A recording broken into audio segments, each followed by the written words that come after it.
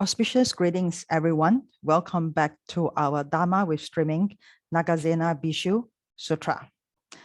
This is our class 2, and in class 1, we have a brief discussions on the origin text, some history background, and also the introductions about Nagasena Bhikshu and also King Minanda. So as in our discussions, you know that there's always a reason behind why people meet with each other. And with the relationship between Nagasena and the Buddha and Nagasena and King Milanda. So Nagasena able to become a well-known wise monk, and also having this dialogue with King Milanda as also a affiliation between the two of them. So in this class, we are going to start to kick off to explore the dialogue between King Milanda and Nagasena Bhikshu.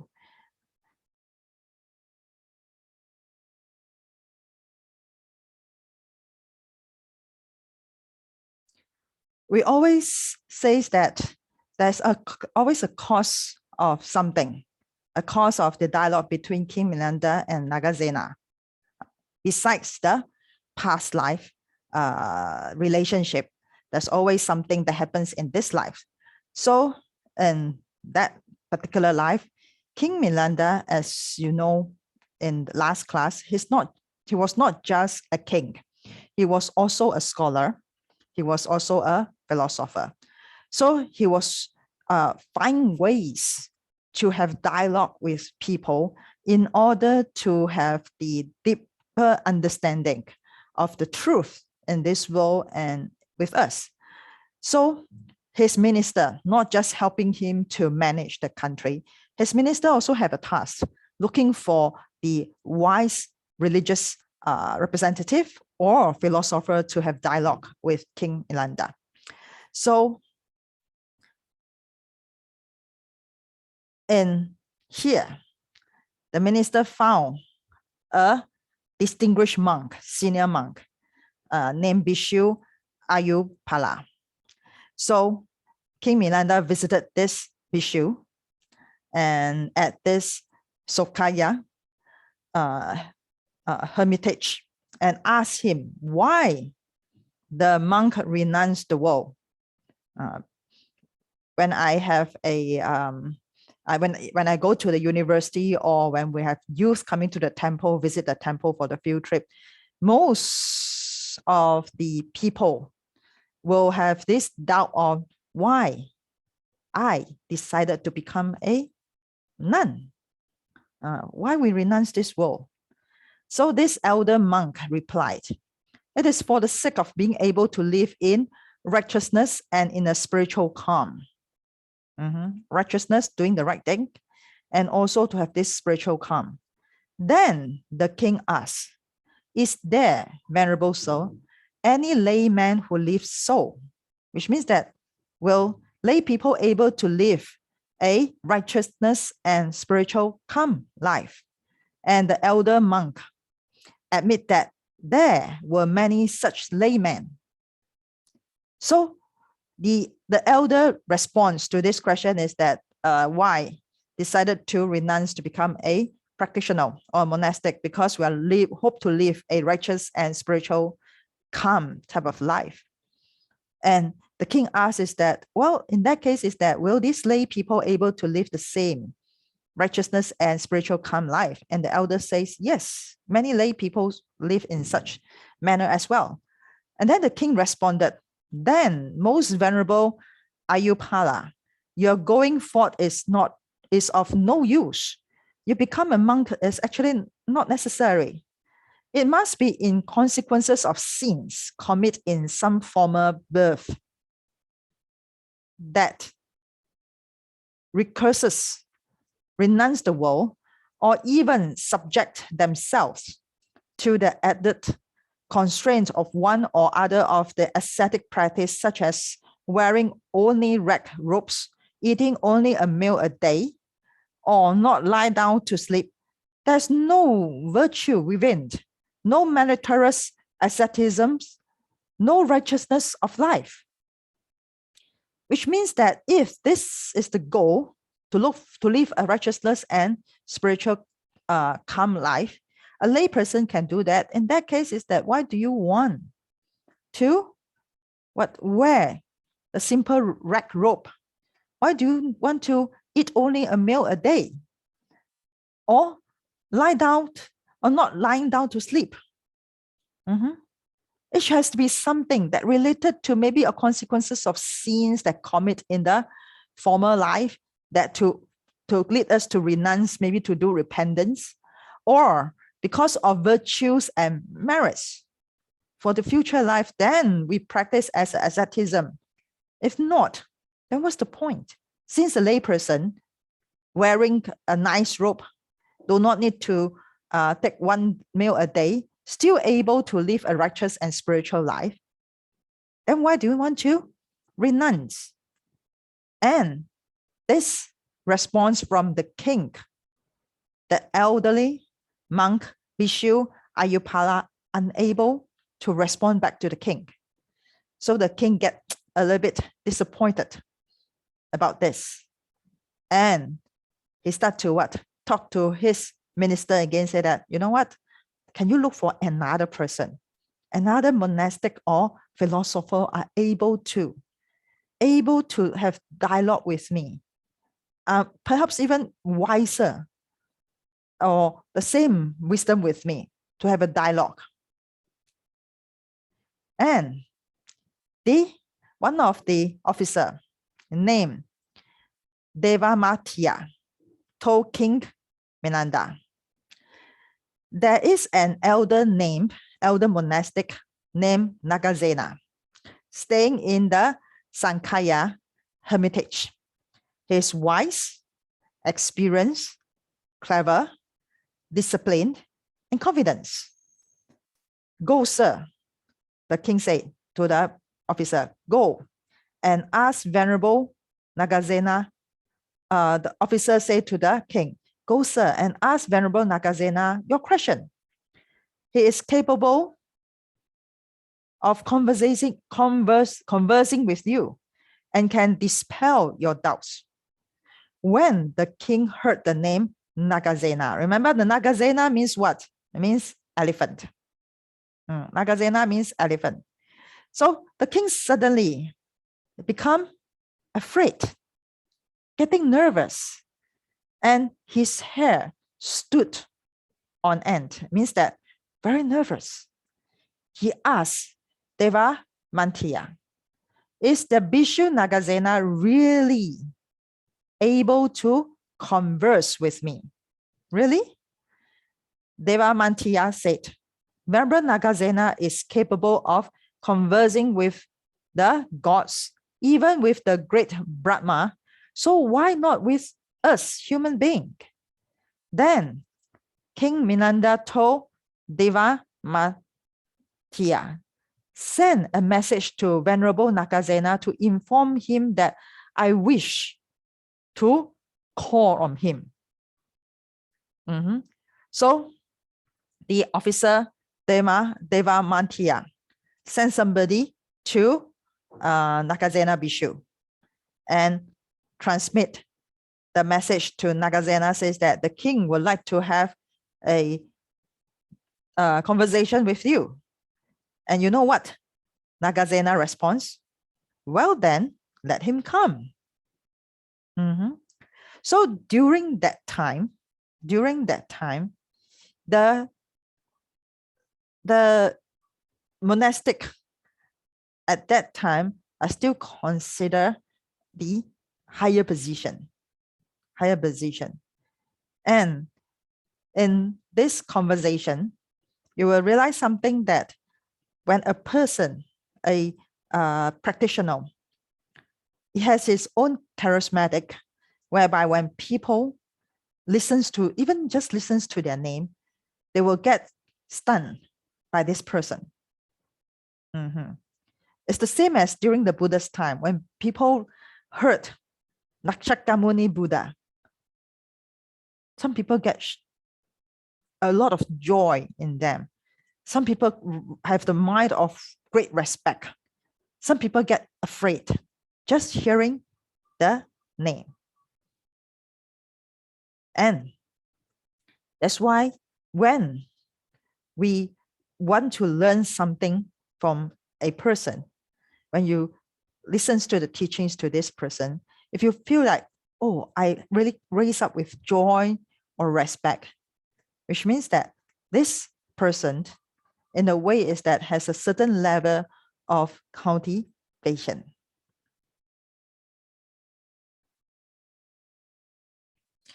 So let's start the conversation between these two wise persons. The first met.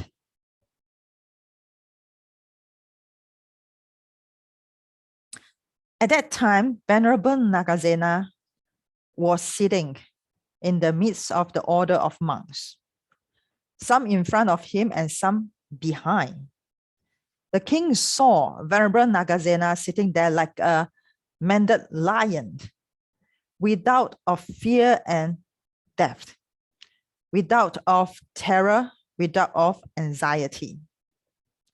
So since Nagasena says that, well, in that case, is that why don't we have this king come? And so the king came to visit the Nagasena. And at that time, Nagasena was sitting among the group of monks. However, because of his charisma, the king able to identify this great monk. And you can see from this description is that the monk is so calm. It's just like the Buddha having this very calm and peaceful type of feeling. And they start to have their dialogue. The dialogue of what? Identity. This is a very famous, important dialogue in this Nagasena Bhikshu Sutra. And they call it the chariot. When they both met each other, the king asked Nagasena, what is your name? And Nagasena says that my parents gave me the name Nagasena and call me Nagasena. However, sometimes they call me Sihasena. Sometimes they call me Surasena. Sometimes they call me Rasena. It is by all these names that people come to recognize me. People in this world are concerned with names only. So I don't have a fixed name because people use different terms or names to address me. And then here is the response from King Minanda. If most venerable, reverend Nagasena, no person can be held in reality. If you say so, then no person in this world can be held in reality.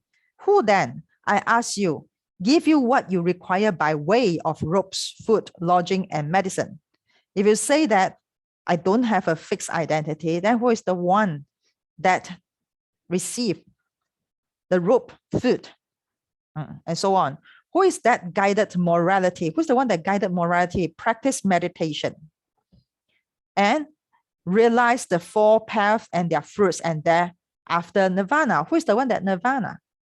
Who is the one that practice? Who is it that killing living beings? Taking what is not given, commits sexual misconduct, tell lies, drinking, intoxicants. Who is it that commits the 5 deadly sins? For if there were no person, if you say that there's no fixed person, there would no merits and no demerits. No thereof meritorious or demeritorious deeds, and no agent behind them, no fruits of good and evil deeds, and so on and so forth. If someone should kill you, Venerable, would not be a real teacher or instructor or ordained monk being killed. You just told me that your fellow religious habitually address you as Nagasena. Then what is this Nagasena? Perhaps the hairs of the head are called Nagasena. So in here means that if you say that there's no fixed identity, then who is the one that eat things? Who is the one that practice things? Who is the one that commit into actions? Who is the one that being who is the one that receive merits and doing good things or evil things? So this is the one. Another one is that if you call yourself, people call you as Nagasena. So which part of you are Nagasena? Hair? Or nails? The parts of the bodies? Or a form of feelings, perceptions, or impulses, or consciousness? Are they called Nagasena? Then is it the combination of form, feeling, perceptions, impulses, and consciousness are Nagasena? Or is it outside the combinations of form, feelings, perceptions, impulses, and consciousness are called Nagasena? Then as I may, I can discover no Nagasena at all. This Nagasena is just a mere sound. But who is the real Nagasena? Your reverence has told a lie, has spoken a falsehood. There is really no Nagasena. So the king trying to debate with Nagasena, trying to challenge Nagasena. You say that you have Nagasena, you have this name Nagasena, but which part of yourself belongs to Nagasena? And if you say that there's no such identity of Nagasena, because you have different names. So who is the one that practice? Who is the one that is eating things? Who is the one that is committing to all kinds of action? So this is the first challenge. The king gave it to Nagasena. And Nagasena said that, well, king, let me ask you a question. How do you come to the temple here? How do you come to my place here? The king says that I took a chariot. And Nagasena said that, well, if you have come on a chariot, then please explain to me what is a chariot is. It's the pull, the chariot. The pull of this on the chariot is the chariot. It's the axle, the chariot, the wheel, the framework, and so on and so forth. It's the combination of all this, the chariot, or is the broken out, the outside of the combination of all this are the chariot. Which part of it? Or are they all called the chariot? Then, as I may, I can discover no chariot at all.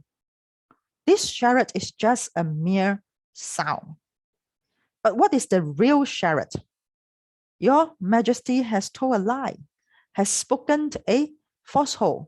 There is really no chariot. Your Majesty is the greatest king in the world of India. Of whom then are you afraid that you do not speak the truth? So when King Milanda heard about this, King Milanda understood something. He finally met someone that is able to have the conversation with. And in here, I would like to do some elaboration. All of us have different identity and different time, different identity. I believe for those that attend my class before, I always use this example is that you have a few identity. At home, you might be the so-called the husband or wife. At the same time, you might so-called the daddy or mommy. But if you go back to your parents' home, you are no more a husband or wife or daddy or mommy to your parents. You become a son or daughter. The same thing is that in your parents' home, your parents might call you by your name, but to your husband and wife, they might call you honey. For your children, they might call you daddy or papa. So papa and daddy, two different pronunciation. It's just a sound. And when you go back to work, if you are the boss, your staff will call you boss. But if you are a staff, then your boss will call you by your name, right? So in different condition, we have different identity. And this identity is the combinations of a lot of factors. In the sutra, it's just mentioned about our organs here. Our organs here. The eyes, the nose, the mouth, the ear. So can the ear be represented as Venerable Jue Qian? The nose represent as Venerable Jue Qian?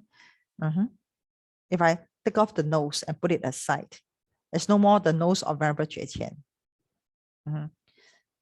But if we expand it broader, you will realize something is that when we interact with external conditions, you will have different type of representative or different type of conditions that comes out. So who we are, who am I? In meditation, remember, in meditation, some of the teacher will guide us by meditating is that, who am I? Am I Venerable Jue Qian? But to my parents, to them is that I'm a daughter. Even though I might use this term called Venerable Jue Qian, but I'm still a daughter to my parents. Even though my title is called Venerable Jue Qian, to my master, to him, I'm his disciple. So when we understand about this, when we're faced with challenge whereby people challenge our identity, of course, we will still feel uncomfortable. If they tease us using our name, of course, we will still feel uncomfortable.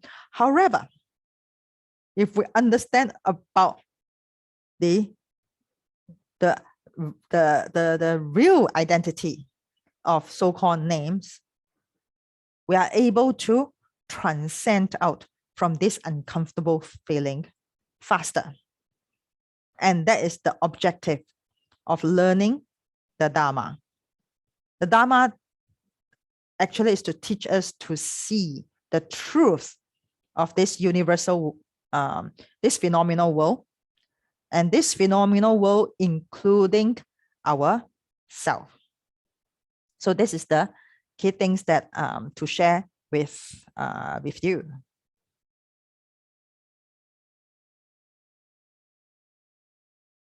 So interdependent. In the Buddhist scripture, it is says, on account of all those pieces of wood coming together, it comes under the general understanding terms, the destination carriage. So is a man.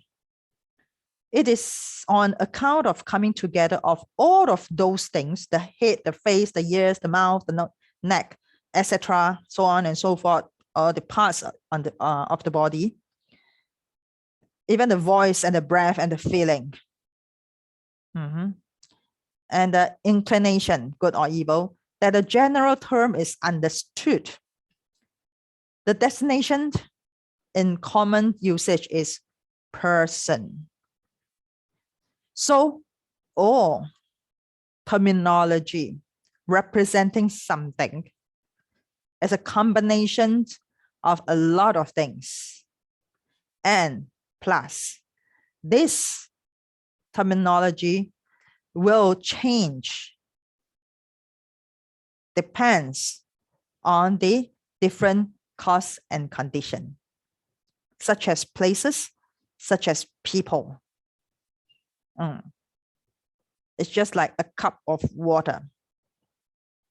A cup. In English, we call it cup. If you go to a Mandarin-speaking country, it call it 杯子. But in Mandarin-speaking country, they have a lot of dialect too. So in Cantonese, bui. In Hokkien, boya. In Malay, they have another term.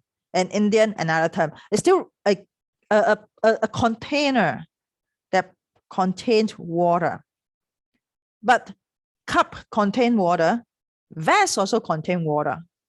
So what is the difference between vase and cup? So you might say that, oh, cup is something contain water that we drink. Vase is contain water that we put in flour. So again, it's also the creation of us human beings that we create. We created the terminology.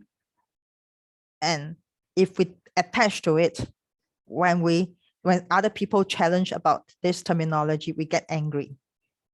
We thought that this is real. It's supposed to be in this terminology. And that's why it causes conflicts, and conflicts cause hatred, and hatred cause suffering.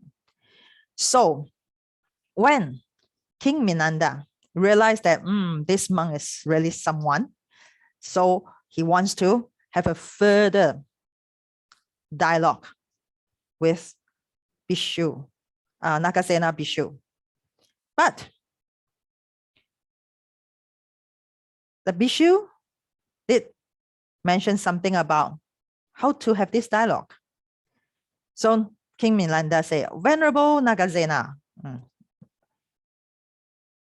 will you discuss the doctrine with me? Nagasena said, if your majesty would discuss with me as a wise man, yes, I can. But if your majesty would discuss with me as a king, no, I can't. Melinda said that, what does it mean to discuss as a wise man? Nagasena said, when the wise converses, they question one another, solve problems together, agree on and turn down a point together. Winner or loser, they know right and wrong, and they themselves know what is right and what is wrong. That is the highest wisdom. The wise would never have anger or hate. Thus, do wise men discuss. So when two wise persons, they come together to discuss about the truth, to search for the truth. Basically, their point is to solve the problem together. There's no argue or no winner or loser. They just want to look for the answer. Then the king said that, and how do a kings debate? Nagasena said, when a king discusses matters, he speaks in an uninhabited fashion. He advises a point, and if anyone disagrees with him and is unwilling to do as the king wishes, then the king will punish or even kill that person. So if King Minanda did not realize this, they still think that, oh, I'm the king. I look for a wise person. I want to have this conversation with him, but I'm the king. Then in this case, in a way is that he's just telling people what he thinks is right, and he's not ready, or he doesn't want to listen to any other comments from the other person. So in our learning, it's the same thing, even though we are not the king.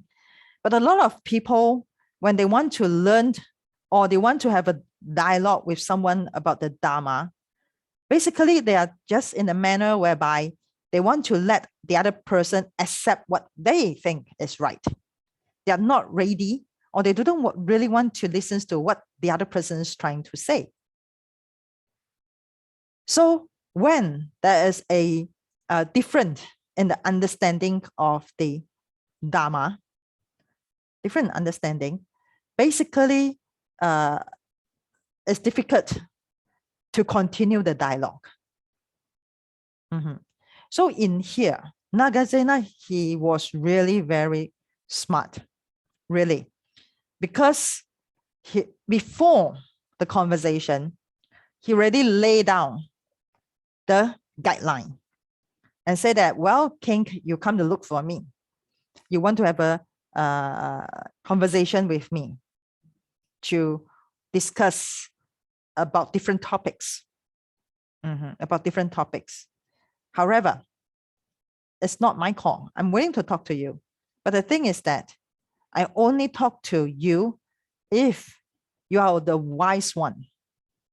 See, the wise man, you are the wise one. You're not the king only, you're the wise one. So if you are a wise person, you come here to have this conversation. We are here to solve problem together. Agree on and turn down a point together. Whether we agree or we don't agree, we do it together. Winner or loser, they know right or wrong. And we cut together to search for the highest wisdom. So there will never have anger or hatred. Even though I might not agree with what you say, but there won't be anger or hatred. No. That is for wise people. But for the king, it's different. For the king, there's such thing as uninhabited fashion, means that there's some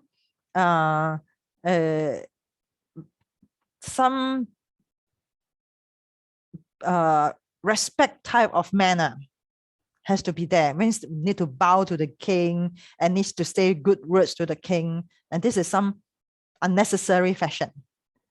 And also if the king come with a full cup of water and just want to tell me, this is my cup of water, which means they're unwilling to receive any other water, then there's no point to have this conversation with the king. So the king then say, I would like to talk as a wise man. You see, wise man, not as a king. You should not talk to me as you would talk to a king. You should talk to me as if you are talking to those Shramanas, means monastic, or the arahats, your disciples, those upasakas, or even the attendants of those Shramanas. You should also not be afraid and be calm in your mind. Means that you should not be afraid and you should be calm in your mind. Our talk should aim at enlightening each other. This is to say that the king says that do not be worried. Even though we might not agree with each other, I won't kill you. So you should calm your mind as what you are now, because our conversation, the aim of our conversation is to enlighten each other. So before the conversation, this is the most important rules.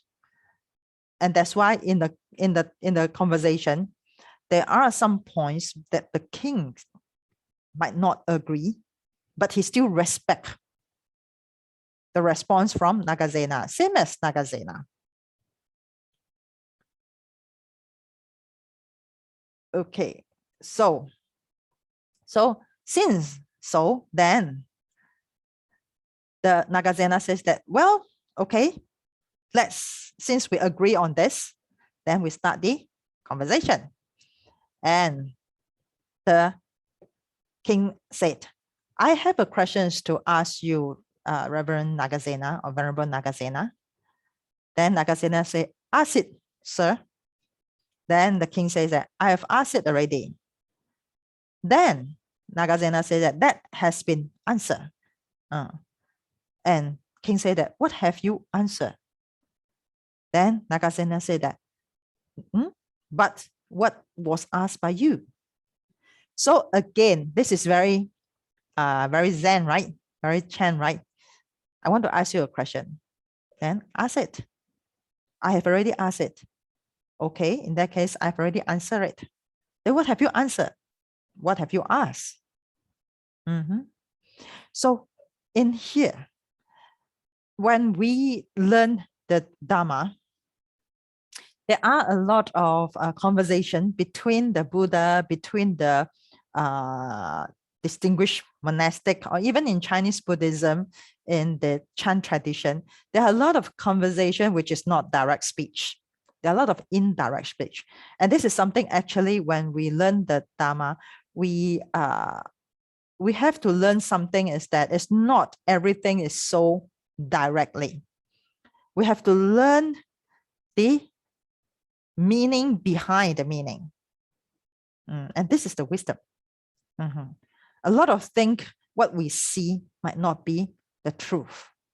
We have to see beyond what we see. The same thing is that when a master says something, we have to try to understand the meaning behind what this master is trying to say. And this is not easy because it really has to depend on our wisdom. So in here, King Minanda, the King Minanda then taught, this monk is learned. His competence to converse with me. I have so many questions to ask him, but before I ask them, all the sun will set because he visited Nagasena, right?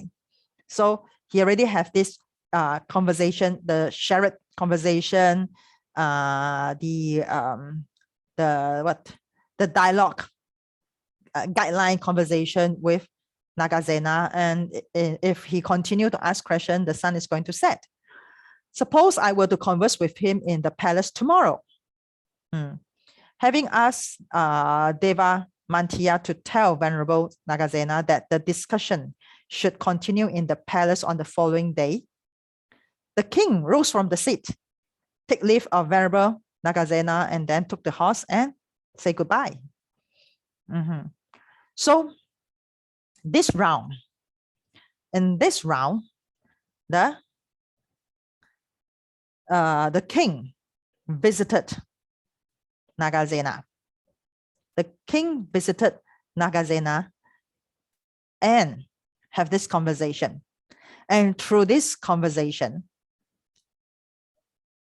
King Minanda were able to be convinced by Venerable Nagasena or Nagasena Bhikshu that Nagasena Bhikshu has profound knowledge. So when he realized this, he really got a lot of questions to ask, and that's why he wanted to invite. This time he invited Nagasena to his palace to have the dialogue together. So this round completed. But in this round, it lays out a lot of questions behind. Why? First, the topic about the Sharat, about the names of Nagasena. This actually brought up about the truth of ourselves, the truth of this universe. We are the combinations of a lot of things in order to have this identity. And this is the one that actually also guides us to break through our ego. We always think that I am important.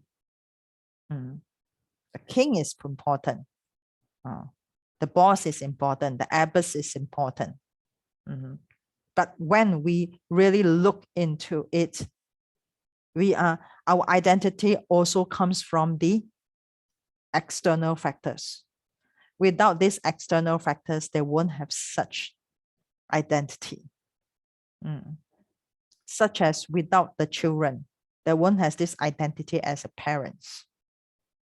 Such as without a temple, without the lay members, without the donors, without the volunteers, without the other monastic, there's no such identity as a abbess.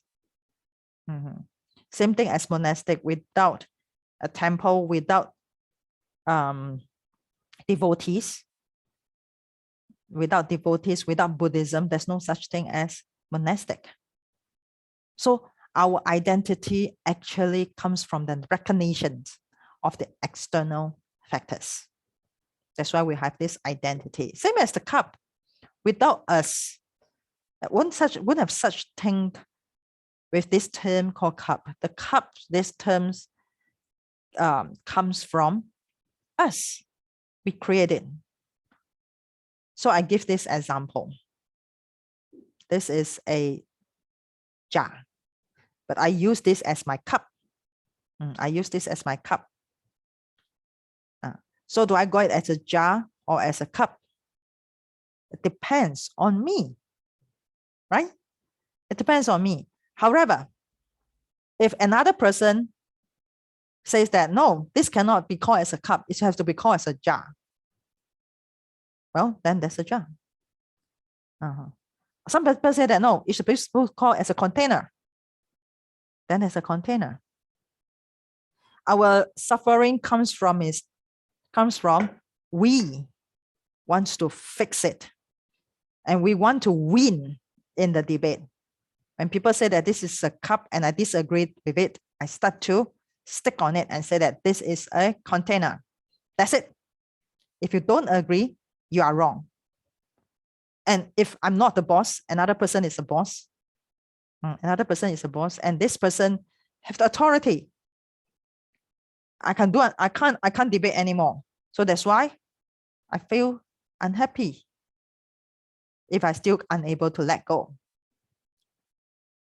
So if we are able to really see beyond what we see, when we face with challenge, conflicts, and we are able to see beyond, our suffering, uncomfortable feeling will reduce or shorten the time.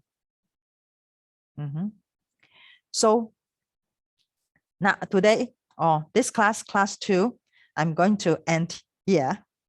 And in class 3, we'll really start to kick off the different topic that King Milanda asked Nagasena Bhikshu.